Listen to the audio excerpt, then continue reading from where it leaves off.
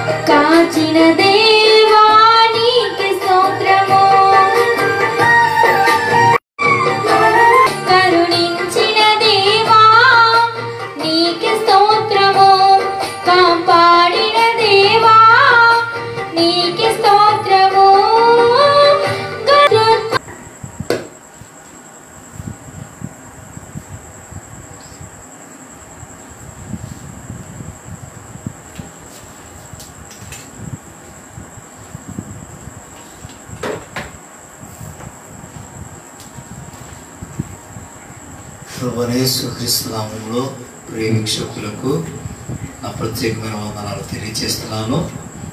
మనము పేతురు రాసిన పత్రిక ధ్యానములు మనము చూస్తున్నాము. పేతురుకు రాసిన మొదటి పత్రిక 1వ అధ్యాయం అందుకు పూర్తయింది. 2వ అధ్యాయము 1, 2, 3 వచ్చిన మనం దేవుని వాక్యాన్ని చదువుకుందాము. ప్రభువు దయాళుడని మీరు రుచి చూచి ఉన్న ఎడల సమస్తమైన దుష్టత్వమును సమస్తమైన కపటమును వేషధారణను అసూయను సమస్త దూషణ మాటలను మాని క్రొత్తగా జన్మించిన శిశువును పోలిన వారై నిర్మలమైన వాక్యమును పాల వలన రక్షణ విషయములో ఎదుగు నిమిత్తము ఆ పాలను అపేక్షించుడి. ఇక్కడ పేతురు భక్తుడు చక్కగా రాశాడు. ఇది పేతురు రాసిన మొదటి పత్రికలో 2వ అధ్యాయంలో 3వ వచనం మనం చదువుకున్నాం పిల్లారా. ఇక ఈ మొదటి 3 వచనములు మనము పరిశీలన చేసుకుందాము. ఇది 12వ భాగము. ఇది 12వ భాగము మనము చూస్తున్నాము. ఇక అంటున్నాడు పేతురు భక్తుడు, ప్రభు దయాళుడు మీరు రుచి చూచి అనలా. మనము దేవుని యొక్క వాక్యాన్ని మనం రుచి చూచినప్పుడు ఖచ్చితంగా రుచి చూచిన వారికి అర్థమవుతుంది దాని యొక్క విలువ. దాని విలువ రుచి చూచిన వారికి అర్థమవుతుంది. రుచి చూసిన వారికి ఏం అర్థమవుతుంది? ఏదైనా సరే మనం ఏది చేసినా, ఒకవేళ మనము ఏదైనా షాప్కు వెళ్ళాము కొనడానికి, అక్కడ ఏదైనా రుచి చూసి బాగుంటుంది అన్నప్పుడు ఇదిగో చూడండి టేస్ట్ చేయండి అని చెప్పి ఒక ఐటెం ఇస్తారు. ఇచ్చినప్పుడు అది మనము చూసిన తర్వాత బాగుంటే మనము తీసుకుంటాము, బాగోలేకుండా తీసుకోము. నేటి దినాల్లో అయితే, గతంలో అయితే అలా ఇచ్చేవారు. ఇప్పుడు అలా ఇచ్చేవారు కొద్దిగా తక్కువ మందిగా ఉన్నారు. అంటే రుచి చూడడం అది కూడా మాకు తగ్గుతుంది కదా అనుకునేవారు లేకపోలేదు. సరే, ఏది ఏమైనా ఇక్కడ రుచి చూచి ఉన్న ఎడల సమస్తమైన దుష్టత్వమును సమస్త కపటమును వేషధారణ అంటే దేవునికి అయిష్టమైనవి ఇవన్నీ. దుష్టత్వము, కపటము, వేషధారణ అనేవి ఉండకూడదు ఒక క్రైస్తవుని జీవితములని లేఖనాలు సెలవిస్తున్నాయి. కనుక మనం ఎలా ఎదగాలంటే వాక్యం అనే పాల వలన మనం పెంచి పోషించబడి ఉండాలి. వాక్యం అనే పాల వలన పెంచి పోషించబడుట ఒక తల్లి పాలు బిడ్డకు శ్రేష్టమైనవి. తల్లి పాలు తాగితే బిడ్డలు బలవంతులుగా ఉంటారు. అది వేరే పాలు పట్టించినప్పుడు అంత బలముగా ఉండరు. తల్లిపాలు శ్రేష్టమైనది ప్రభుత్వం కూడా ప్రకటన చేస్తుంటుంది. అప్పుడప్పుడు బిడ్డలకి ఇంత వయసు వచ్చే వరకు తల్లిపాలు అపేక్షిస్తే తల్లిపాలు ఇవ్వాల్సి ఉంటుంది అని చెబుతూ ఉంటారు. చాలామంది ఆ విషయంకి వచ్చినప్పటికీ కొంతమంది దూరంగా ఉంటారు. 1 సంవత్సరం ఇస్తే చాలే, లేకపోతే 2 సంవత్సరాలు చాలే అని అనుకుంటారు. బిడ్డలకి ఆరోగ్యం బలం ఎక్కడి నుంచి ప్రారంభంలోనే నువ్వు స్టార్టింగ్లోనే ఇవ్వడం మానేస్తే పిల్లల బలం చేకూర్చబడదు, బలహీనులుగా ఎదిగే కొద్దిగా. వారు తినే ఆహారం వేరు, తల్లిపాలలోని పౌష్టిక ఆహారం వేరు. పౌష్టిక ఆహారం తల్లిపాలు లభిస్తుంది పసిబిడ్డలకు. పెద్దవారు వయసు వచ్చిన తర్వాత వారు తినే ఆహారం వల్ల అది వేరు. కనుక చిన్నపిల్లలు ఉన్నప్పుడు తల్లిపాలు శ్రేష్టమైనవి. అలాగే ఈ వాక్యమైన పాలను అపేక్షించినప్పుడు ఖచ్చితంగా కార్యములు చూస్తావు. అదే అంటాడు కదా, యెజ్రెయా గ్రంథము రాయబడుతుంది. యెజ్రెయా గ్రంథము 3వ అధ్యాయము మనం చూస్తుంటే 11వ వచనం మాట రాయబడుతుంది. వీరి వంతు చొప్పున కూడి యెహోవా దయాళుడు ఇశ్రాయేలు విషయమై ఆయన కృప నిరంతరము నిలుచునని ఆడుచు యెహోవాను స్తుతించిరి. మరియు యెహోవా మందిరము యొక్క పునాది వేయబడినుట చూచి జనులందరూ గొప్ప శబ్దముతో యెహోవాకు స్తోత్రము చేసిరి. దేవునికి మహిమ కలుగును గాక. హల్లెలూయా. గమనించండి, లేఖనాలు సెలవిస్తున్నాయి. ఇక్కడ రాయబడింది, దేవుని మందిరం పునాది వేసినప్పుడట అందరూ స్తోత్రాలు చెల్లించారు. మరి మన పరిస్థితి ఎలా ఉంటున్నాయి? మనం ఏ విధంగా ఉంటున్నాం? ఒక్కసారి మనం పరిశీలన చేసుకోవాలి. లేఖనాలు సెలవిస్తా ఉన్నాయి. ఎలా ఉంది మన ఆత్మీయ స్థితి? ఎలా ఉంది మన ఆత్మీయ పరిస్థితి? దూషణల, వేషధారణ, కపటంతో కూడుకొని ఉంటే నువ్వు వేసేటువంటి స్తోత్రం చెల్లించలేవు. ఏదో పెదవులతో స్తోత్రం చెప్తావేమో, కానీ అంతరంగంలో రావాలి దేవునికి స్తోత్రం అనేది. దేవునికి మహిమ కలుగును గాక. హల్లెలూయా. అంతరంగం నుంచి రావాలి ఈ పెదవు. అందుకే ఈమె కూడా చెబుతాడు, ఈ ప్రజల పెదవులతో కనపరుస్తారు, హృదయం నాకు దూరము ఉన్నదని చెబుతాడు. మత్తయి సువార్త అదే మాట సెలవిస్తారు. ప్రభు వారు కూడా చెప్తుంటారు, పెదవులతో ప్రభు స్తుతించవలసింది కనపరచాలి. హృదయంగా ప్రభు స్తుతించాలి. ప్రభు గారు మన హృదయంలో స్థానము, కానీ పెదవులతో స్తుతిస్తున్నావు. అది పైకి మాత్రమే, అంతరంగం నుంచి వచ్చేది కాదు. లేఖనాలు నా మాట కాదు, ప్రభు సెలవిస్తున్నా. యెజ్రెయా యెహోవా దయాళుడు అని తెలుసుకోమంటున్నాడు. యెహోవా దయాళుడు, ఆయన యెహోవా దయాళుడు అని చక్కగా తెలుసుకోమంటున్నాడు. ఇశ్రాయేలు విషయం ఆయన కృప నిరంతరము చూస్తారు. ఈ దినములు కూడా ఇశ్రాయేలు మీద దాడి చేయాలని చూసిన ఏ విషయం కూడా ఏమి చేయలేకపోతున్నా. అది చిన్న కంట్రీ, చిన్న దేశమైనా కానీ వారికి ఎవరు తోడుగా ఉన్నారంటే తండ్రి అయిన దేవుడు. దేవునికి మహిమ కలుగును గాక. హల్లెలూయా. చూడు, చిన్న దేశమే, తక్కువ జనాభా ఉండొచ్చేమో, కానీ దేవుడు వారి పక్షం ఉన్నప్పుడు ఎవరు యుద్ధానికి వచ్చినా కానీ వారెవరు గెలవలేరు. యుద్ధం ఎవరిదంటే యెహోవాదే. దేవునికి మహిమ కలుగును గాక. హల్లెలూయా. యుద్ధం యెహోవా నీ పక్షం ఉన్న సర్వశక్తి మంతుడు నీ పక్షం ఉన్నవాడు, మనుషుని కాదు. మనుషులు సృష్టించిన సృష్టికర్త నీ పక్షం ఉన్నవాడు అనే విషయాన్ని మర్చిపోవద్దు. మనుషులు నీ పక్షం ఉన్నట్టుగా నటిస్తారు తప్ప దేవాది దేవుడు ఆయన నీ పక్షం ఉన్నవాడు, సర్వశక్తి మంతుడు. ఆయన ఆశ్రయ దుర్గమై ఉన్నాడు. రాజు సైతం ఆశ్రయించారు. అందరూ మనం ఆశ్రయించారు ఆయన్నే. ఆయనే మనకు సహాయం చేసేవాడు, ఆయనే మనకి తోడుగా ఉండేవాడు, ఆయన ఆరోగ్యం ఇచ్చేవాడు, ఆయుష్ ఇచ్చేవాడు ఆయనే. ఏ మనుషుడు ఇవ్వలేడు. ప్రభు సమస్తం చేయగలరు. అది ప్రభుకే సాధ్యమని లేఖనాలు సెలవిస్తామని పిల్లరా. ఎంత చక్కగా స్పష్టంగా మాట్లాడుతున్నారు. వారు మందిరం పునాది వేసినప్పుడు ఎలా ఉంది అంటే వాళ్ళ జీవితం వారి విషయంలో చూస్తే యెహోవా మందిరం యొక్క పునాది వేయుట చూచి జనులందరూ గొప్ప శబ్దంతో ఒకసారి అందరూ ఏక శబ్దంతో దేవునికి హల్లెలూయా అని అంటే కొంతమంది హల్లెలూయా అని, కొంతమంది అసలు ఏమి నోరు కూడా తెరవరు, కొంతమంది నోట్లో పెదవులతో అంటారు. ఏమో అర్థం కాదు. అంటే వీళ్ళకి ఆ సంతోషము లేదు కాబట్టి, సంపూర్ణ ఆనందం లేదు హృదయంలో, అందుకే పెదవులు అంటారు. అంతవరకు పెదవులతో ఊరిని అంటే సరిపోయిందా? అంతలో ఆ సంతోషాన్ని ఎవరు ఆపలేరు. అవధులు లేవు దానికి, ఆ సంతోషం అవధులు లేవు. ప్రభు ఇచ్చే సంతోషానికి నీ జీవితంలో ప్రభు కార్యం చేస్తున్నావు. సహోదర సహోదరి, ఎలాగుంది నీ ఆత్మీయ జీవితం? ఎలాగుంది నీ ఆత్మీయ స్థితి? ఎలాగున్నది? దేవునికి అయిష్టంగా బ్రతకూడదు. దేవునికి ఇష్టంగా బ్రతకాలి. నీవైనా నేనైనా సరే దేవునికి ఇష్టంగా బ్రతకాలి, బ్రతకాలి అంతే. ఎలా ఉంది నీ ఆత్మీయ స్థితి? ఎలా ఉంది ఆత్మీయ జీవితము? దేవునితో మాట్లాడుతున్నారు. ప్రభు సెలవిస్తున్నారు. ప్రభు ఆయన మందిర పునాది వేసి ప్రజలందరూ గొప్ప శబ్దముతో నీకుందా ఆనందము, నీకుందా సంతోషము? ప్రభు చక్కగా మాట్లాడుతున్నారు. వాక్యం పాలు అపేక్షించే వ్యక్తి అయితే నువ్వు ఖచ్చితంగా అంటే వాక్యం అంటే దేవుడు ఆయన అపేక్షించి ఆసక్తి చూపించినట్లయితే నువ్వు బలపడతావు. ఆత్మీయంగా శారీరకంగా బలం వస్తుంది, ఆత్మీయంగా బలపడతావు, శక్తిమంతులు అవుతావు. అది లేఖనాలు సెలవిస్తున్న ఆ మాటలు కాదు. కాబట్టి అజ్జల భక్తులు దేవుడు సెలవిస్తున్నాడు. అదే కీర్తనగాడు మాట్లాడతారు. 100వ కీర్తన 5వ వచనం చదువుకున్న ఒకసారి. 100వ కీర్తన. యెహోవా దయాళుడు, ఆయన కృప నిత్యము ఉండును, ఆయన సత్యము తరతరములను. దేవునికి స్తోత్రం, హల్లెలూయా. రాయబడుతుంది. కీర్తనగాడు చక్కగా రాస్తున్నాడు, ఇక్కడ చక్కగా రాస్తున్నాడు. ఆయన దయాళుడు, ఆయన కృప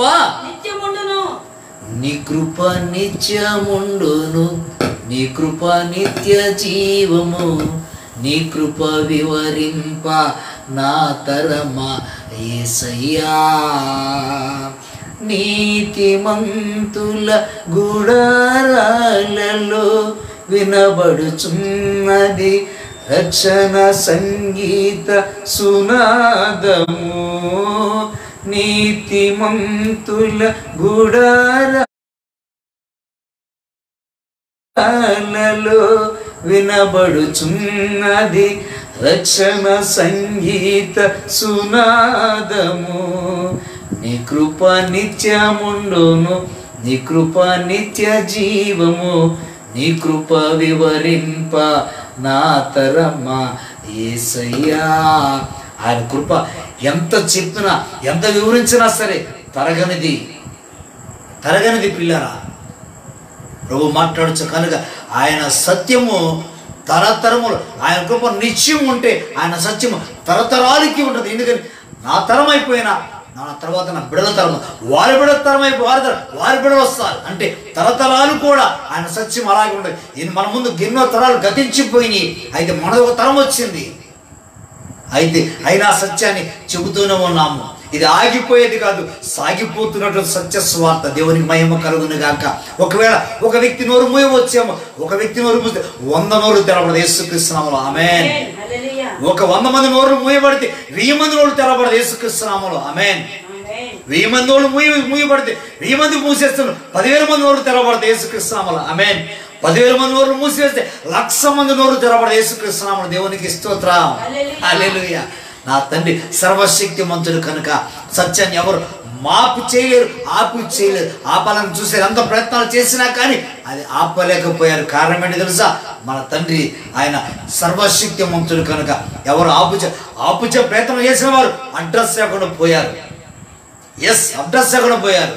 కానీ ఈ సత్య సువార్త మాత్రం ప్రకటించబడుతున్నది. కొన్ని తరాల నుంచి కొన్ని వేల తరాలు ప్రకటించబడుతూనే ఉన్నది.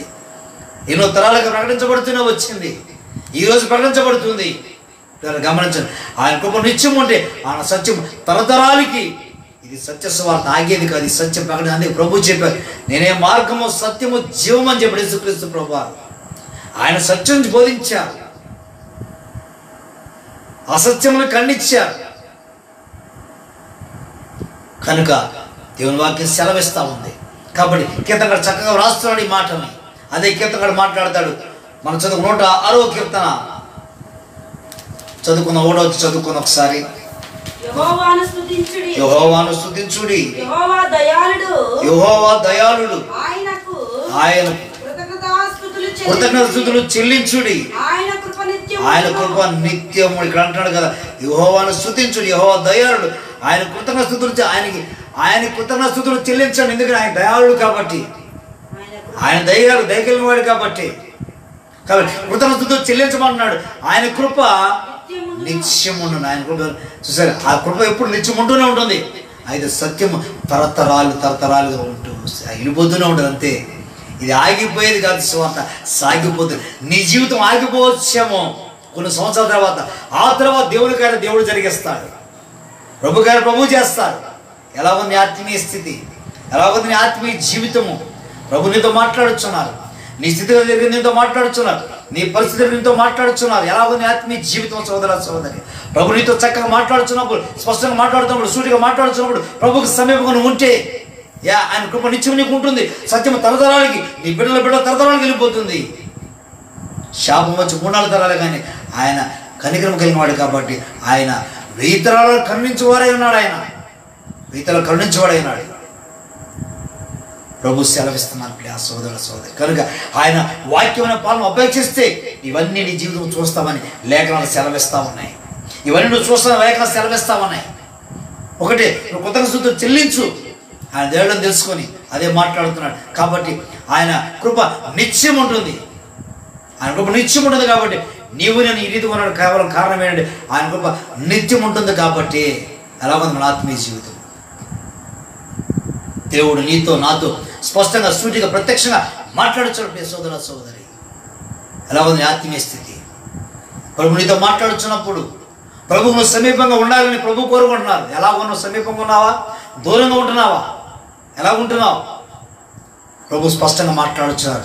అదే కొద్దిగా మనం ముందుకు వెళ్ళండి, లేఖనాలు చూద్దాం ఒకసారి. ఒకటి, వాక్యమైన పాలు మనం అపేక్షించాలని చెప్పి వాక్యం సెలవిస్తుంది. రెండో విషయం మనం చూసినట్లయితే సామెతల గ్రంథము 23వ అధ్యాయము 6-7 వచనం చదువుకున్నాము. ఎదుటివాని మేలు వార్చలేని వానితో కలిసి భోజనము చేయకము, వారి రుచిగల పదార్థముల ఆశింప. ఇక్కడ చూసారా చక్కగా చెబుతున్నాడు. 23లో సామెతలు అంటాడు కదా. ఇది ఇక్కడ వేషధారంతో కూడుకున్న భక్తి, అంటే ప్రేమిస్తున్నారు అంటే నడిచేవాడు భక్తి గురించి మాట్లాడుతున్నారు. ఇక్కడ సొలొమోను అనుభూతం మాట్లాడుతాడు. ఈ మాటల్ని అనుభూతం చెబుతున్నాడు. చూసారా చక్కగా మాట్లాడుతున్నాడు. ఎదుటివాని మేలు ఓర్చుకుని వారితో కలిసి భోజనం చాలా నీతో మంచిగా ఉండడం తప్ప, కానీ నువ్వు మేలు పొందుతుంటే నువ్వేమో దాచుకుంటూ వారవలేరు, చూచి వారవలేరు. కనుక అలాంటి వారిని నమ్మొద్దని వాక్యం సెలవిస్తున్నాడు. సొలొమోను అనుభూతం చెబుతున్నాడు. వారు పెట్టే మంచి పదార్థాలను నువ్వు ఆశించొద్దు. అట్టివాడు తన అంతర్యములో లెక్కలు చూచుకొనివాడు తినుము త్రాగుము అని అతడు నీతో చెప్పునే గాని అది హృదయం నుండి వచ్చిన మాట కాదు. గమనించండి చక్కగా సొలొమోను అనుభూతం చెప్తున్నాడు. ఇక్కడ వాడు తిను తాగుంటారట. ఇది అంతరం నుంచి వచ్చేది కాదట, పెదవులతో వచ్చే మాట ఇది.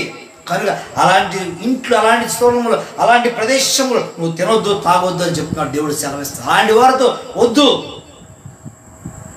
పైకి మాట్లాడేవారితో ఎందుకు? మనకి పైకి తిను అంటున్నారు. అంతరంగంలో ఏముందో వాళ్ళ లోపల లెక్కేస్తాడ. ఇన్నిసార్లు పెట్టాము, పలానప్పుడు ఎంత ఖర్చు చేశాడు. ఇది లెక్కలు చూసుకునే దేవుని స్వభావము కాదు. దేవుని స్వభావం కాదు ఇది. కాబట్టి నీది ఏవి దైవికమైన స్వభావం అయితే నువ్వు లెక్కలు చూసుకోవు. లోకతిమైన స్వభావం అయితే ఇది లెక్కలు చూసుకుంటావు. నువ్వు లెక్కలు చూసుకోవద్దు ఎప్పుడు కూడా. దేవుని బిడ్డ ప్రభు సెలవిస్తున్నారు. నువ్వు ఏది చేసినా దేవుని కొరకు చేసావు, దేవుని కొరకు ఇచ్చావు తప్ప మనుషుని చూసుకొని నువ్వు దేవుని చూసి ఇచ్చినావు. నీకు రెట్టింపు సమృద్ధిని దేవుడు అనుగ్రహించునుగాక. హల్లెలూయా. కనుక దేవుడు ఇస్తున్నాడు. ప్రభు మాట్లాడుతున్నారు నీతో. ప్రభు సెలవిస్తారు. ఈ మాట సెలవిస్తున్నారు. ఎలా ఉంది ఆత్మీయ జీవితం? వేషధార కపటముతో ఉంటున్నావా? తీసివేసుకో. లేఖనాలు సెలవిస్తున్నారు. ఆ మాట కాదు, ప్రభు సెలవిస్తున్నారు. ఎలా ఉంది ఆత్మీయ జీవితం?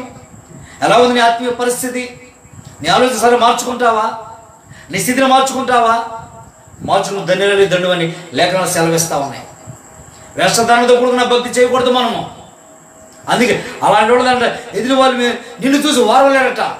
మంచి వస్త్రం కట్టుకున్నా, నువ్వు మంచిగా ఏం వేసుకున్నా, ధరించుకున్నా, మంచి ఇల్లు కట్టుకున్నా, మంచిగా ఏదైనా చేసుకున్నా ఎదురు వాళ్ళు వారలేరట.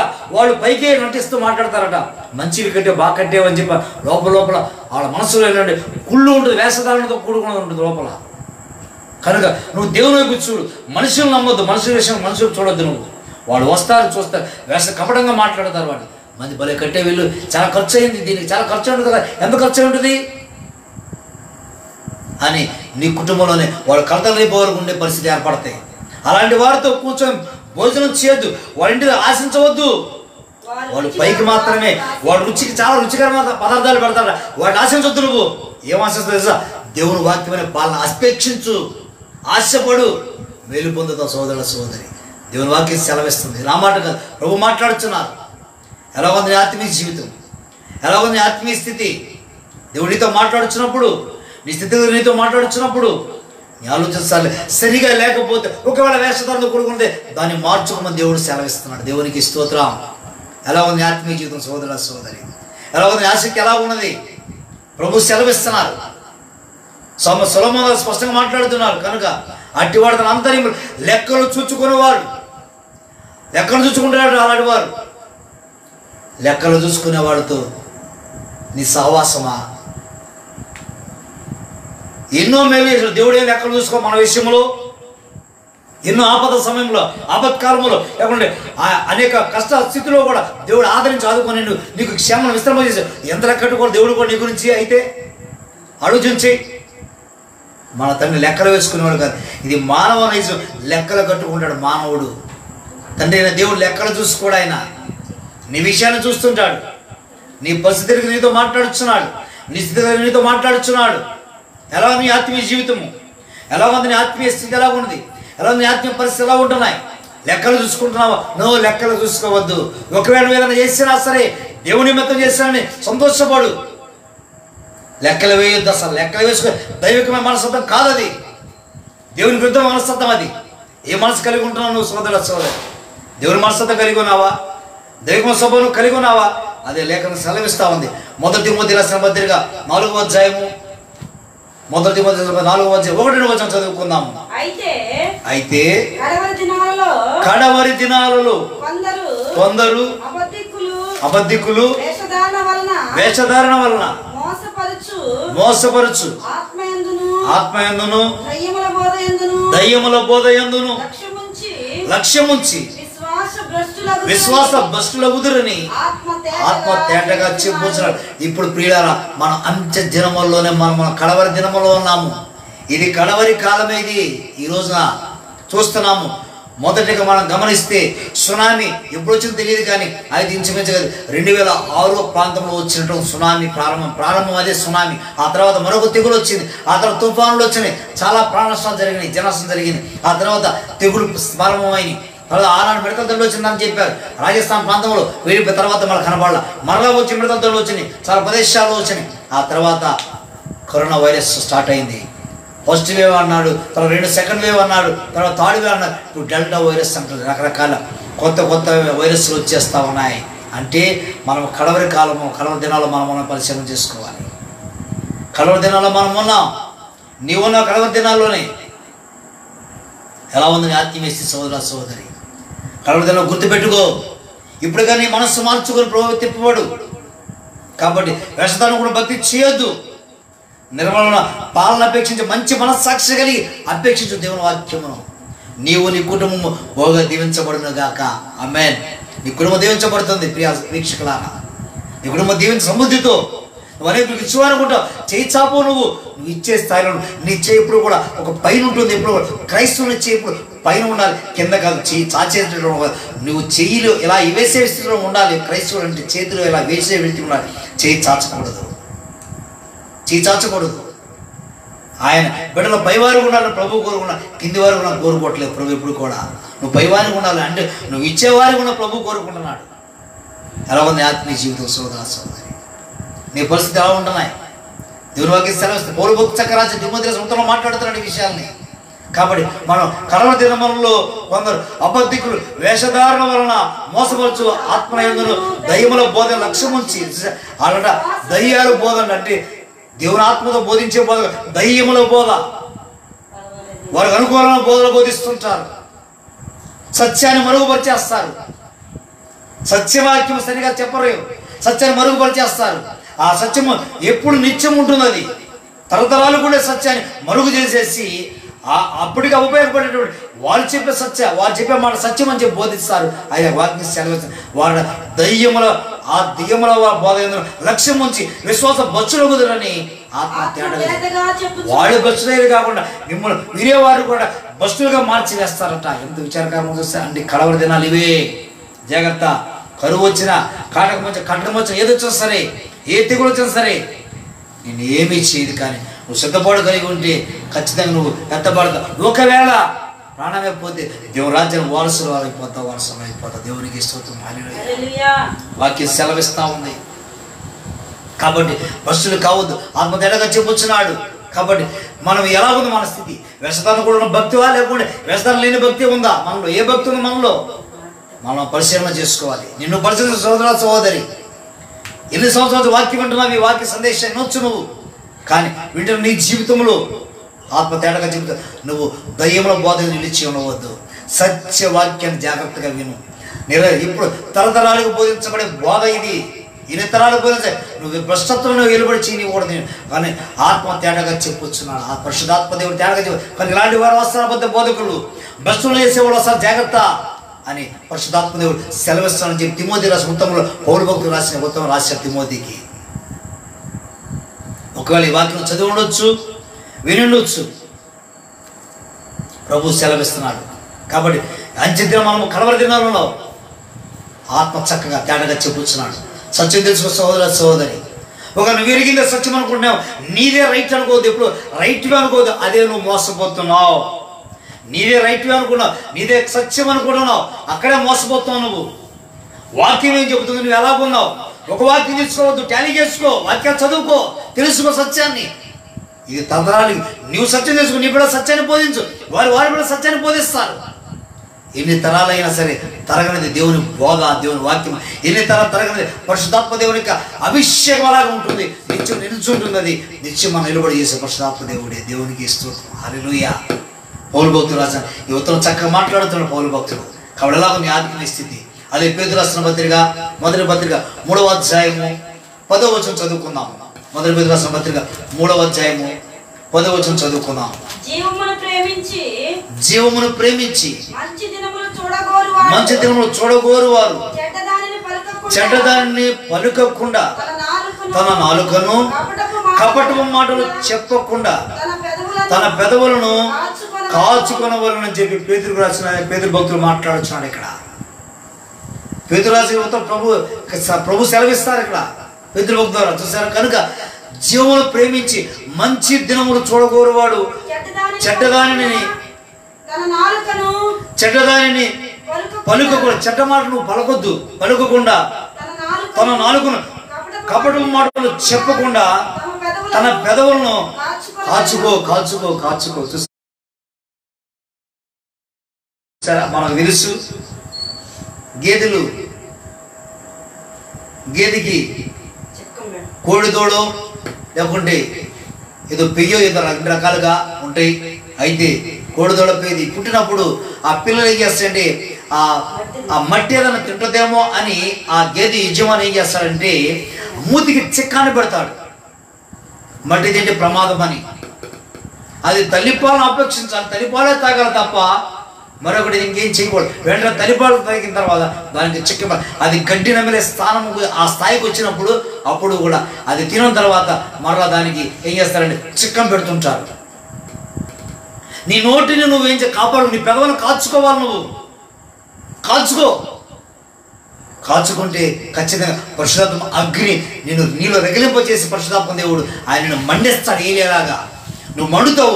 అనేకులు పరిశుద్ధాత్మ నువ్వు అనేకులు మండించే మాటలు మాట్లాడవు. దేవుని సత్యవాక్యమును సత్య సాక్షి నిలబడతావు. అనేకులు మండించే మాటలు మాట్లాడతావు. నువ్వు మండాలి, అనేకులు మండించాలి దేవుని వాక్యం ద్వారా. పిల్లరా లేఖనాలు సెలవిస్తాను, నా మాటలు కాదు. కనుక కపట మాట చెప్పకుండా తమ పెదవులను కాచుకుంటున్నా. కపటమైన మాటలు మాట్లాడుతున్నావా? కపట మాటలు మాట్లాడకూడదు అని బిడ్డలని మనము దేవుని వాక్యం సెలవిస్తూ ఉంది. ఒకవేళ మాట్లాడుతున్నా ప్రభా ఇది ఇప్పటివరకు మాట్లాడనయ్యా అని ప్రభు దగ్గర ప్రార్థన చేయి. దేవుని కార్యాలు దేవుడు జరిగిస్తాడు. లేఖనాలు సెలవిస్తున్నాయి. కనుక నీ నాలుగు కపటపు మాటలు చెప్పకుండా తమ పెదవులను కాచుకుంటున్నావా? కాచుకుంటున్నావా సోదరుల సోదరి? దేవుని వాక్యం సెలవిస్తూ ఉంది. ఎలా ఉంది ఆత్మీయ స్థితి, ఎలా ఉంది ఆత్మీయ జీవితం, దేవుని వాక్యం సెలవిస్తూ ఉంది. ప్రభు నీతో మాట్లాడుచున్నప్పుడు, పరిశుద్ధాత్మ నీతో సెలవిస్తున్నప్పుడు, నీతో తేటగా మాట్లాడుచున్నప్పుడు, నీ స్థితిగతి నీతో మాట్లాడుచున్నప్పుడు నీ ఆలోచన ఎలాగున్నది? దేవునికి అనుకూలమా, అననుకూల పరిస్థితులు ఉంటున్నావా, ఎలాగున్నావు పరీక్షించుకో. దేవుని వాక్యం సెలవిస్తూ ఉంది. కాబట్టి మనం వేషధారణ కూడా భక్తి చేయకూడదు అని రెండో విషయాన్ని దేవుని వాక్యం దేవుడు తేటపరిచాడు. దేవుడు తేటపరిచాడు. కాబట్టి వేషధారణ, అసూయత, సమస్త దోషములను మానేసేయాలని చెప్పాడు పేతురు భక్తులు. 1, 2, 3 వచనాలు 2వ అధ్యాయం 1 పేతురు పత్రిక మనం చదువుకున్నాం. కనుక వేషధారణ భక్తి మనం చేయకూడదు అని సెలవిస్తున్నాడు. తర్వాత మనం చూస్తే మత్సరము లేదా అసూయ రెండుకు దగ్గర సంబంధం ఉంటుంది. మూడో విషయం మనం చూసినట్లయితే సామెతల గ్రంథము 14వ అధ్యాయము 30వ వచనం చదువుకుందాం.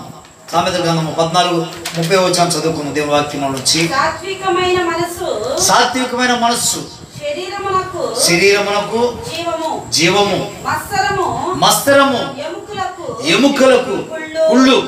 చక్కగా రాశాడండి. సొలొమోను అనుభూతం చెప్తాడు ఈ మాటని. కనుక మత్సరపడ చిత్రం చూసి నువ్వు అసూయ తెచ్చుకోవద్దు. దేవుడు వారిని దీవించాడు, వాడికి స్థాయికి వెళ్ళారు, నీకెందుకు? దేవుడు వారిని పోషిస్తున్నాడు, నీకెందుకు? నిన్ను పోషించే దేవుడు వాళ్ళని పోషిస్తున్నాడు. ఒకవేళ వారికి ఏమి లేక ఆచిపోస్తూ లేకపోవచ్చేమో, ఏంటి అయినంత అఫిషియల్గా ఉండడానికి ఏంటి ఎలా ఉన్నా కారణం ఏంటి? కారణం ఏంటి తెలుసా? దేవుడు వారితో ఉన్నాడు కాబట్టి, దేవుడు వారికి సహాయం చేస్తాడు కాబట్టి. 4 దిక్కులు ఉన్నాయి, తూర్పు, పడమర, ఉత్తర, దక్షిణ 4 దిక్కులు. ఏ దిక్కు నుంచి సాయం దొరుకుతుందో దేవుడు సాయాన్ని పంపిస్తాడు. ఒకతో దూరం మూయబడితే దేవుడు అనేక మంది ద్వారా తెలుస్తాడు ఆయన బిడ్డల పక్షంగా. దేవునికి స్తోత్రం, హల్లెలూయా. ఒక దూరం మూయబడితే ఇంకెక్కువ దూరాలు తెరవబడతాయి. దేవుడు వాక్యం తేడాగా సెలవిస్తుంది. కనుక మత్సరపడవద్దు. ఇతరులను చూసి నువ్వు వెనక నీ బిడ్డలో ఉన్న విషయం మర్చిపోవద్దు. నువ్వు నీ బిడ్డ విషయం ఆలోచన చేసే వ్యక్తి అయితే నువ్వు మత్సరపడవు. ఇతర విషయంలో అసూయ పడవు, ద్వేషించు, కపడంగా చూపు, కపడంగా మాట్లాడవు. ఎందుకంటే నా బిడ్డలో నేను చేసేదో నా బిడ్డ ఊళ్ళో పోస్తానేమో అనుకుంటే నువ్వు ఆలోచన చేసే వ్యక్తి అయితే నువ్వు అసలు మత్సరపడవు ఇతర విషయంలో. అదే లేఖన సొలొమోను స్పష్టంగా రాస్తున్నాడు ఈ విషయాన్ని, చక్కగా రాశాడు ఈ విషయాన్ని, చక్కగా రాస్తున్నాడు.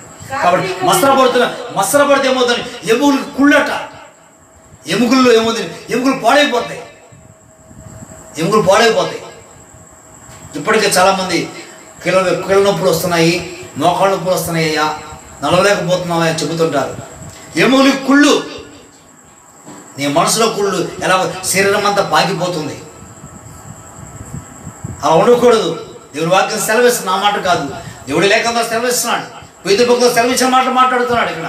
కాబట్టి మనం ఏం చేయాలి? ఆయన మాట విషయంలో మనం ఏం చేయాలి, ఎలా ఉండాలండి? మనం ఇతర విషయంలో మత్సరపడకూడదని వాక్యం తక్కువ స్పష్టంగా ప్రభు సెలవిస్తాం వాక్య లేఖనాల ద్వారా. ఎలాగుంది? నీళ్ళు మత్సరపడుతున్నావా? వద్దు, దేవుడు చూసుకుంటాడు, నీకు అనవసరం. అందుకంటాడు, అదే పౌలు భక్తులు చక్కగా మాట్లాడతారు. 1 కొరింథీయులకు రాసిన పత్రిక 13వ అధ్యాయము 4వ వచనం మాట్లాడతారు పౌలు భక్తులు ప్రేమ గురించి. 1 కొరింథీయులకు రాసిన పత్రిక 13వ అధ్యాయము 4వ వచనం చక్కగా మాట్లాడాడు. ప్రేమ దీర్ఘకాలము సహించును, దయ చూపించును, ప్రేమ మత్సరపడదు, ప్రేమ డంబముగా ప్రవర్తింపదు, అది పొంగదు. అంటే దైవికమైన ప్రేమ ఏం చేస్తుంది అంటే దీర్ఘకాలం ప్రతిగా సహించుకుంటాం.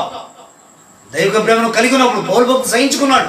ఒకప్పుడు మూర్ఖుడుగా ఉన్నాడు, నేను దోషకుడు హింసకుడు మాట్లాడతాడు, హాని చేశానని చెబుతాడు, ఒప్పుకుంటున్నాడు. కానీ తర్వాత మన ఆ స్థితి కనబడే తమనండి నో, ఎప్పుడు తను చనిపోయారో కనపడలేదు ఇంకెప్పుడు కూడా. క్రీస్తు కొరకు హతసాక్షి అయిపోయాడు తప్ప ఎక్కడ అతనిలో పగ, ప్రతీకారముగా, ద్వేషం, అసూయ అతను ఎక్కడ కనబడలేదు. ఇక ఎక్కడ వేషధారణ కనబడి నటించలేదు. యేసుక్రీస్తు నటించి ఇతరులు మోసం చంపుదామని చెప్పి తనలో ఆలోచన. ఎందుకంటే దేవుడు ప్రత్యక్షంగా దర్శించినప్పుడు ఇక తను ఎలా ఉండదు అసూయత, ఎలా ఉండదు ద్వేషము. దేవుడి స్వరం ప్రత్యక్షంగా విన్నప్పుడు నీలో అసూయత ఎందుకు ఉంటుంది? నీలో వేషధారణ ఎందుకు ఉంటుంది? మత్సరం ఎందుకు ఉంటుంది నీలో? ఇది దేవుడి స్వరం వినలేనప్పుడు, దేవుని దర్శనం చూడలేనప్పుడు, దేవుని మాట స్పష్టంగా వినప్పుడు నీళ్ళు అన్నీ ఏలుబడి చేస్తాయి, విరుద్ధమైన నిలుబడి చేస్తాయి. విన్నట్టు కూడా ఇది నా కోసం అనుకున్నప్పుడు ఖచ్చితంగా నీ కుటుంబం, నీవు, నీ భర్త, నీ బిడ్డలు, నీ కుటుంబం దీవించబడునుగా యేసుక్రీస్తు నామములో ఆమేన్. నీవు, నీ భార్య, నీ బిడ్డలు యేసుక్రీస్తు నామములో బహుగా దీవించబడును గాక ఆమేన్. ప్రభు స్పష్టంగా మాట్లాడుతున్నాడు. ప్రేమ ఉంటే దేనిగా సహించుకుంటా, నువ్వు ప్రేమ లేని వాడైతే నువ్వు సహించుకోలేవని చెప్పి పౌలు స్పష్టంగా మాట్లాడాలి. అది దయ ఇతర కూడా దయ చూపిస్తావు, దయ చూపిస్తావు. దయ్యగల వారిపై దయ చూపించును, కఠినుల ఎడల వికటము చూపును, గర్విష్ఠుల యొక్క గర్వమున నచిన సర్వము నెరిగిన సర్వాధికారి యెహోవా నా బలమా. యథార్థమైన నీ మార్గం, పరిపూర్ణమైన నీ మార్గం యెహోవా. చక్కగా రాస్తా. కాబట్టి ఆయన మార్గం యథార్థమైంది. ఆ మార్గం నువ్వు వస్తే, ప్రేమ కలిగి ఉంటే దీనికాలం సహించుకుంటావు, దయ చూపిస్తావు. ప్రేమ ఉంటే నీలో, దేవుని దైవకున్న ప్రేమ నీలో ఉంటే మత్సరపడదు. అది డంబముగా ప్రవర్తించదు. చక్కగా రాస్తున్నాడు. కనుక ప్రేమ డంబము ప్రవర్తించదు, అది ఉప్పొంగదు. నిన్ను హెచ్చించుకో, నువ్వు తగ్గించుకొని ఉంటావు, తగ్గించుకొని ఉంటావు. ఎవరి వాక్యం సెలవిస్తా ఉంది. కనుక మత్సరపడదు ఇతరుల పట్ల. చేతనైతే ప్రార్థన చెయ్యి, చేతనైతే ప్రేమించు, దేవుని ప్రేమను చూపించు. ఓ దైవకం, దేవుని బిడ్డలు అలా ఉంటారు, యేసుక్రీస్తు బిడ్డలు చెప్పి నిన్ను చూసి వాళ్ళు నేర్చుకుంటారు. అదే పేతురు భక్తులు మాట్లాడుతున్నాడు. కనుక ఆయన అసూయను, సమస్త దోషణ మాటల మాని కొత్తగా జన్మించిన శిశువులు పోలిన వారు, కొత్తగా జన్మించిన శిశువులు పోలిన వారు పాఠం అంటాడు. ఆ మాట చిన్నపిల్లల వలె ఆ మనస్తత్వము, చిన్నపిల్లల మనస్తత్వం. ఏ మనస్సు కలిగి ఉంటాం మనం? చిన్నపిల్లల మనసు కలిగి ఉంటున్నామా? ఆ మనస్సు కలిగి ఉంటే నువ్వు ధన్యురాలివి, ధన్యుడివి. ఆ మనసు కలిగి ఉంటే దేవుడితో మాట్లాడుతున్నాడు. నువ్వు ధన్యురాలివి, ధన్యుడివి లేకుండా సెలవిస్తావు. సోదర సోదరి, ఎలా ఉంది నీ ఆత్మీయ స్థితి? ఎలా ఉంది నీ ఆశ? నీ ఆసక్తి ఎలా ఉన్నది? దేవుడు నీకు స్పష్టంగా మాట్లాడుతున్నాడు, స్పష్టంగా దేవుడు తెలియజేస్తున్నాడు. ఎలా ఉంది నీ ఆసక్తి, నీ ఆశ, నీ ఆలోచన దానాలు ఎలా ఉన్నాయి? దేవుడు నీతో మాట్లాడుతున్నప్పుడు, నీతో నేను చూస్తున్నప్పుడు, తేడా నీతో మాట్లాడుతున్నప్పుడు ఎందుకు నీవు అవివేకంగా ప్రవర్తిస్తున్నాను? దేవా, నేను అవివేకంగా మాట్లాడానయ్యా, నన్ను క్షమించంటావా? ఆశీర్వాదం నీ సొంతమైపోవును గాక ఆమేన్. ప్రభు మాట్లాడుతున్నారు చక్కగా. ఓల్బోతు ప్రేమ వివరంగా మాట్లాడుతారు చక్కగా. శ్రేష్టమైనది ఏమిటో ఏంటి అర్థం చెప్తాడు? ప్రేమే అంటాడు. ఆ 2 అక్షరాలే శ్రేష్టమైందని చెప్పాడు. నీలో ఉందా యేసయ్య ప్రేమ? ఆ ప్రేమ కలిగి ఉంటావు సోదర సోదరి. అలా ఉంటే ధన్యురాలివి, ధన్యుడివి. లేక సెలవిస్తుంది. ఏ ప్రేమ కలిగి ఉన్నావు? లోక ప్రేమ అయితే కష్టమే, దేవుని ఆత్మ ప్రేమ అయితే నువ్వు ధన్యురాలు. అది దీర్ఘకాలం సహించి, అంటే నువ్వు ఎంతకాలం జీవిస్తావు అంతకాలం సహించుకుంటూనే ఉంటాను. అలా ఉంటావా? అలా ఉండి ధన్యురాలు. నీకన్నా ధన్యులు మరొకరు లేరు. లేక సెలవిస్తుంది. కనుక మత్సరపడొద్దు ఇతరుల విషయంలో. 3వ విషయం కొంచెం మనం ముందుకు వెళ్దాము. అది ఎఫెసీ రాసిన పత్రిక 4వ అధ్యాయము 31వ వచనం చదువుకున్నాం ఒకసారి. ఎఫెసీ రాసిన పత్రిక 4:31 చదువుకున్నాం ఒకసారి. సమస్తమైన ద్వేషము, కోపము, క్రోధము, అల్లరి, దూషణ, సకలమైన దుష్టత్వము మీరు విసర్జించుని అపోస్తలుడు పౌలు చక్కగా ఎఫెసీకి రాసిన ఈ ఉత్తరం మాట్లాడుచున్నాడు. చెడు సంభాషణ మనం చేయకూడదు, చెడు సంభాషణ మనం మాట్లాడకూడదు, చెడ్డ విషయాలు అనే విషయం గురించి మాట్లాడుతున్నాడు అన్నమాట ఈ మాట. కనుక సమస్య ద్వేషము, కోపము, క్రోధము, అలరి, దూషణ, సమస్య దుష్టత్వం మీరు విడిచిపెట్టండి. విడిచిపెట్టేసి మీ యొద్దు మీలో నిలబడి చేయకూడదు. మీకు ఆశీర్వాదం ఆటంకమైపోతుంది. ఇవే వీటి వల్ల ఆశీర్వాదం మీరు పొందుకోలేకపోతున్నారు అని స్పష్టంగా పౌలు భక్తులు మాట్లాడుచున్నాడు. సోదర సోదరి, స్పష్టంగా మాట్లాడుచున్నాడు. ఇవి అడ్డైపోయి ఆశీర్వాదాలకి ఆటంకమైపోయినాయి. విడిచిపెడతావా? ఈ రాత్రి విడిచిపెడతావా సోదర సోదరి? విడిచిపెడితే నీకన్నా ధన్యులు మరొకరు లేరు. అవన్నీ విడిచిపెట్టడం మనం చెప్తున్నాడు. చక్కగా స్పష్టంగా మాట్లాడుతున్నాడు. అంటే విసర్జించడానికి విడిచిపెట్టేసేయని చెప్తున్నాడు.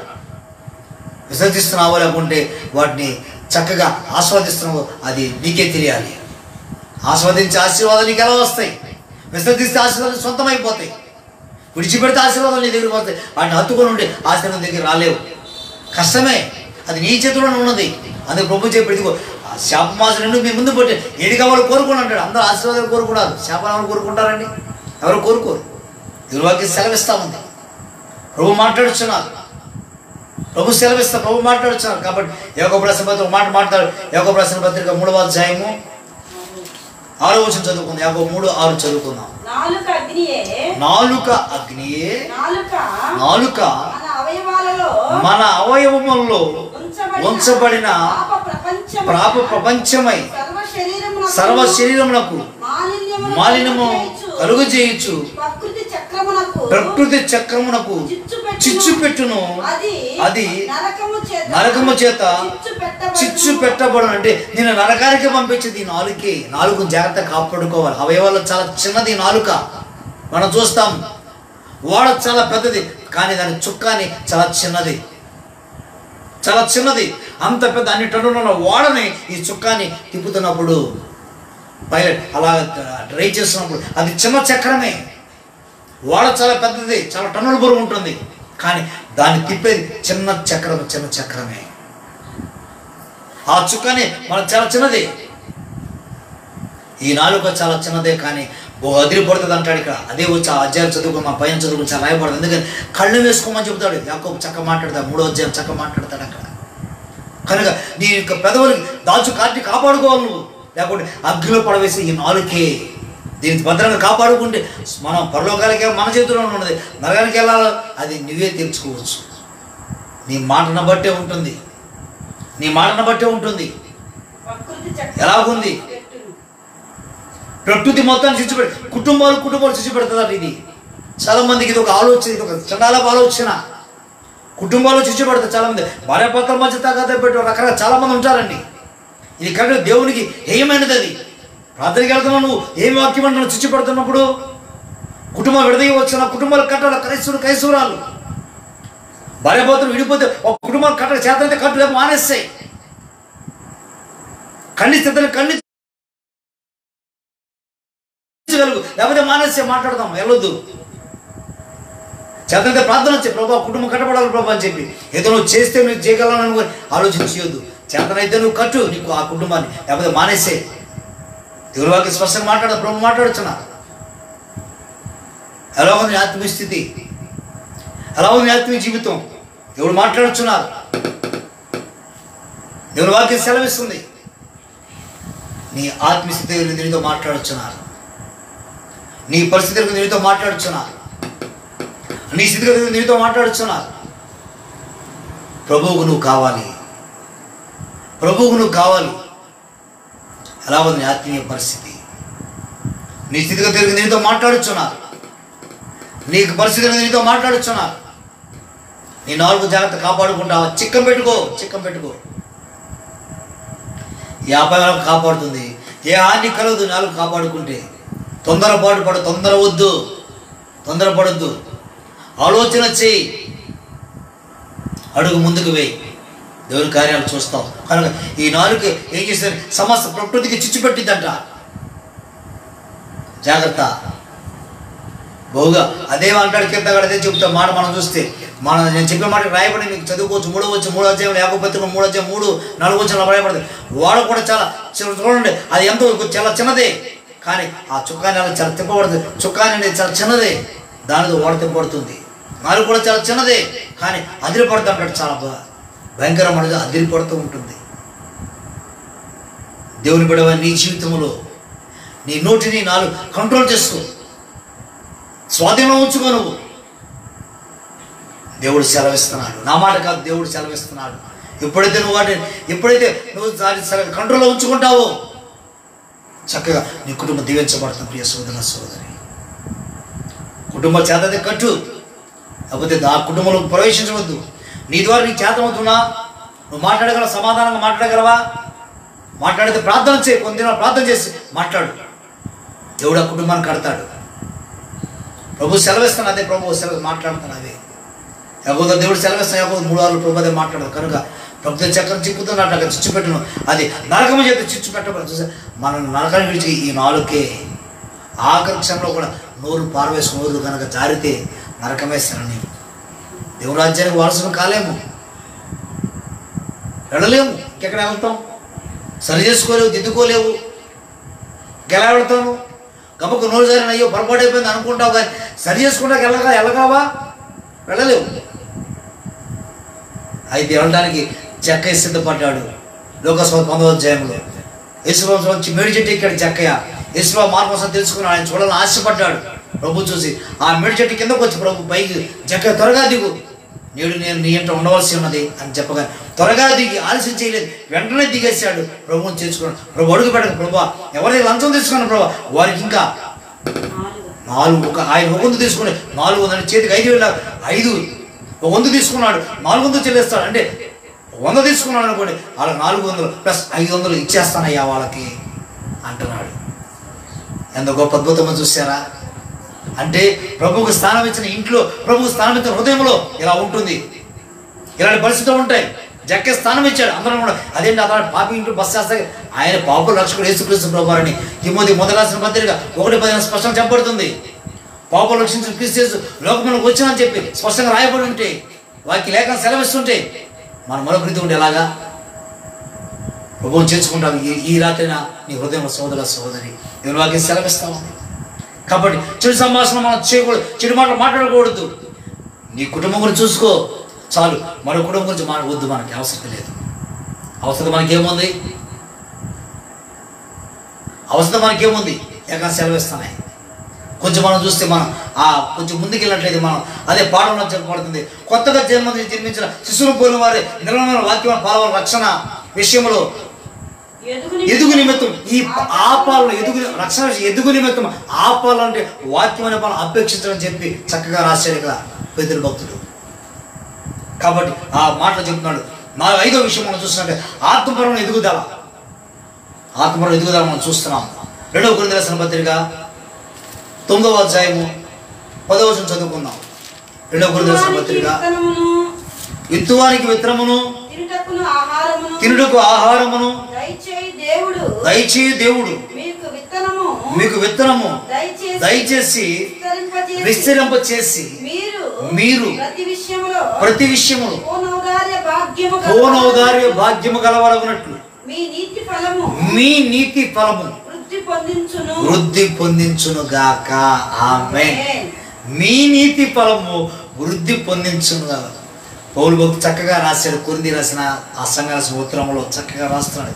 విత్తువానికి విత్తనము తినుటకు ఆహారము దయచేయి దేవుడు మీకు విత్తనము దయచేసి విస్తరింపచేసేది ఎవరయ్య అంటే ప్రభువైన యేసుక్రీస్తు. దేవునికి స్తోత్రం. నువ్వు విత్తిన దానికి దేవుడు రెట్టింపిస్తాడు. నువ్వు విత్తితేనే కదా ఫలం కోసుకుంది రెట్టింపు. విత్తకుండా ఎలా కోసుకుంటావు? వ్యవసాయదారుడు విత్తనం విత్తుతాడు. విత్తి మరలది మొక్కని తర్వాత తీసి నారు కొంచెం ఎదిగిన తీసి అవి మరొక చోట నాడుతుంటారు. పొలంలో గ్యాప్ మనం నాడుతుంటారు. ఒక అడుగు దూరంలోనో లేకపోతే 2 అడుగు దూరంలో నాడుతుంటారు. అది ఎకరం ఎన్నెకరం నాడుతుంటారు. అట్లా అయితే విత్తాడు. అయితే దానికి విత్తువానికి దేవుడు దయచేసి విస్తారంగా దానం సమకూరుస్తాడు ప్రభువారు. విస్తారంగా సమకూరుస్తాడు ప్రభువారు. నీ ఆత్మీయత ఎలా ఉంది సోదర సరే? విత్తుతున్న దాన్ని గురించి లెక్క వేసుకోవద్దు, లెక్క వేయవద్దు.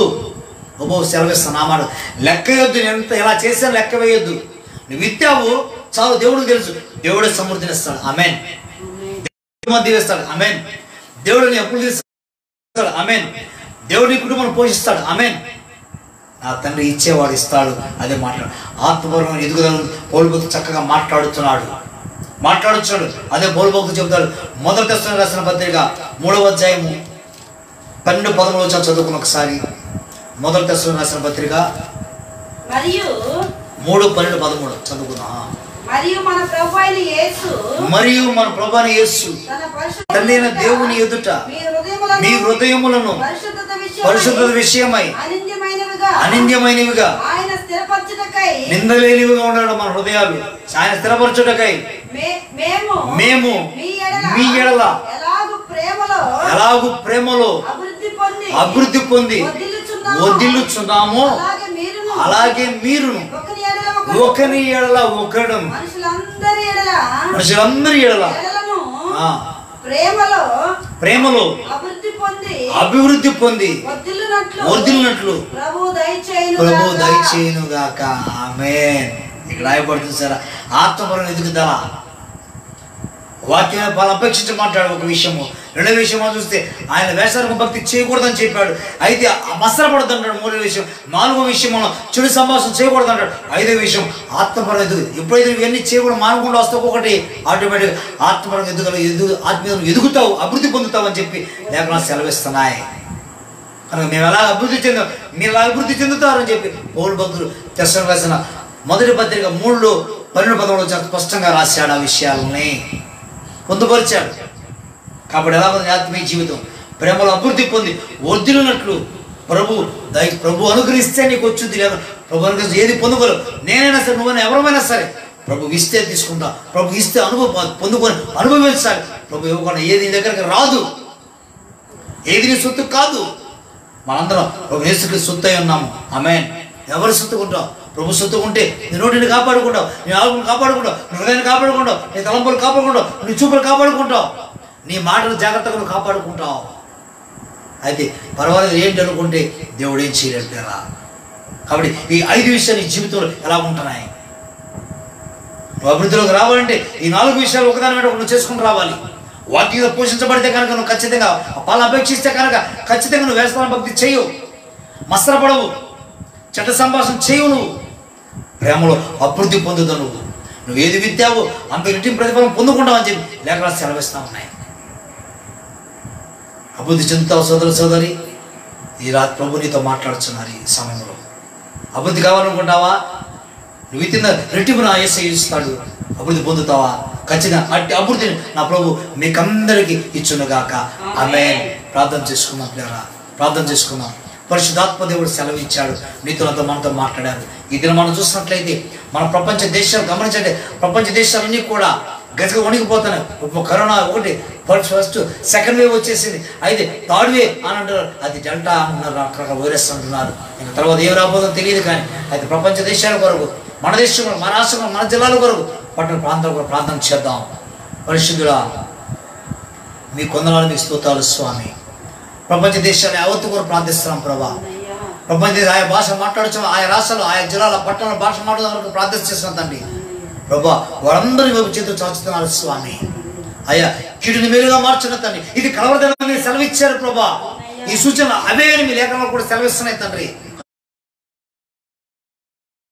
ప్రతి ఒక్కరు గుర్తెరిగి సిద్ధపాటు కలిగి ప్రభా ఉండడానికి సహాయం ఇచ్చేయండి స్వామి. స్తోత్రాలు తండ్రి. అలాగే మా భారతదేశానికి గమనిస్తుంది తండ్రి ప్రభా. మా భారతదేశంలో అన్ని రాష్ట్రాలు జ్ఞాపకం చేసుకోండి తండ్రి. ఆ రాష్ట్రాల భాష మాట్లాడుతున్న జ్ఞాపకం చేసుకోండి ప్రభా. మా కేంద్ర మంత్రులు, కేంద్ర బృందాలను జ్ఞాపకం చేసుకోండి తండ్రి ప్రభా. కేంద్ర నాయకులు జ్ఞాపకం చేసుకోండి ప్రభా. Army, navy, air force, border secretary, CRP, జవాన్, కేంద్ర వాళ్ళకి ఎంత వాళ్ళందరూ జ్ఞాపకం, వారి కుటుంబాలు విడిచి వెళ్ళి దేశంలో కాపలా కాస్తున్నాగా ప్రభా. వారి కుటుంబాలను రక్షణ కవచం తెచ్చి వారికి ఆరోగ్యం ప్రసాదించడం అడుగుతున్నాము స్వామి. స్తోత్రాలు వందనాలు ప్రభా. దేవానికి స్తోత్రాలు స్వామి.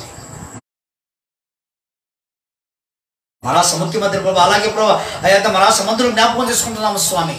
డాక్టర్లు, నర్సులు జ్ఞాపకం చేసిన ప్రభా. పారిశుద్ధ కార్మికులు జ్ఞాపకం చేసుకుంటున్నాం తండ్రి. వాళ్ళని జ్ఞాపకం ఎంతమంది ప్రభా కష్టం ఎంతో ప్రయాసపడుతున్నారు తండ్రి. వారి గారు ప్రసాదించారు. పోలీసు అధికారులు కూడా ప్రార్థన చేస్తారు, పోలీసు అధికారులు కూడా ప్రార్థిస్తుంది. అనేక ప్రభా ప్రాణాలు త్యాగం చేశారు ప్రభా. వారు కూడా నిన్నే ఆదరణ దయచేయండి ప్రభా. కానీ సేవకులు అనేక మంది సంఘాలు కోల్పోయారు తండ్రి. వారిని లోటును ప్రభా తీర్చి ఆ సంఘ అభివృద్ధి యేసుక్రీస్తు విస్తరించబడిన గాగం పాటిస్తాం తండ్రి. నమ్మకమైన విశ్వాస సంఘం ఇంకా లేవనెత్తబడిన గాక, కొత్త సంఘాలు చేర్చబడిన గాగం పాటిస్తాం తండ్రి. స్తోత్రాలు ప్రభా. మా రాష్ట్రంలో 13 జిల్లాలు, పట్టణాలు, పల్లెలు, ప్రాంతాలు జ్ఞాపకం చేసుకుని తండ్రి. ఎక్కడైతే వైరస్ వ్యాప్తి అనేక రక్షణ అనేక చనిపోతున్నారు ప్రభా. నీకు ఇష్టం కాదు ప్రభా. ప్రతి ఒక్కరి విదేశ అనుకూల సమయం కనుక ప్రభా రక్షణ తిరిగి చేతులు చాచి మేలు పొందే వారికి చేయమని తండ్రి. అంటే మీకు హస్తాలు అప్పగించుకుంటూ ప్రభా వీళ్ళందరూ ప్రభా తండ్రి మా రాష్ట్రంలో ప్రభా మన పరిస్థితులను ప్రభా సరిచేసి ప్రభా రక్షణ లేని వారికి మేము రక్షణ అనుగ్రహించమని నిన్న మా ప్రియ వీక్షకులు జ్ఞాపకం చేసుకున్నాం తండ్రి. వాళ్ళందరూ మీ హస్తాలకు అప్పగిస్తున్నాను. వారి పేరు పేరు దీవించి ఆశీర్వదించి ప్రభా. మీ వాక్యం పాలన వారిని చక్కగా అపేక్షించి ప్రభా. ఎక్కడ తండ్రి వారితో అసూయపడకుండా, వస్త్రపడకుండా ప్రభా తండ్రి. చెడ్డ సంభాషణ చేయకుండా ప్రభా. మీ సన్నిధిలో ప్రభా చెడు సంభాషణ చేయకూడదు ప్రభా. తను చక్కగా వారి నాలుగు హృదయాన్ని కాపాడుకుంటూ ప్రభా తండ్రి. మీలో అభివృద్ధి, ఆత్మీయులు ఎదుగుదల, అభివృద్ధి పొందుకునే భాగ్యం దైక్ష్యమని అంటే మీ సన్నిధి తోడు ఉంచి ప్రతి కుటుంబాన్ని మా ప్రేక్షణ పేరు దీవించి ఆశీర్వదించమని యేసుక్రీస్తు శక్తి కలిగిన నామమున ప్రార్థిస్తూ వేడుకుంటున్నాము తండ్రి. ఆమేన్. తండ్రి కుమార పరిశుద్ధాత్మ త్రియేకమైన కలిగిన సహవాసము ఇప్పుడున్నప్పుడు సదాకాలము మా ప్రేమించును ఇప్పుడు మనకందరికి తోడైనను గాక. ఆమేన్ ఆమేన్. అందరికీ